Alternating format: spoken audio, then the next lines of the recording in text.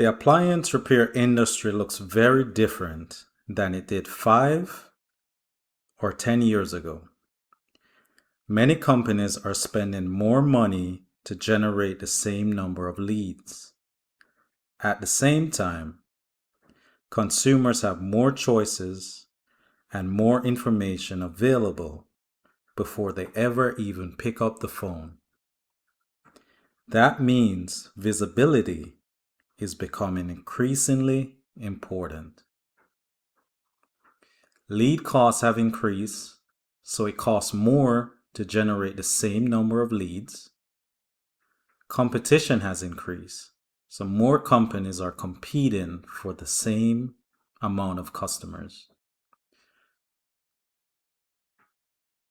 If consumers can't find you, they'll call someone else.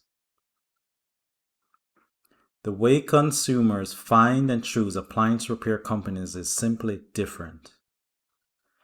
And adapting to these changes is the key to growing your appliance repair company in 2020.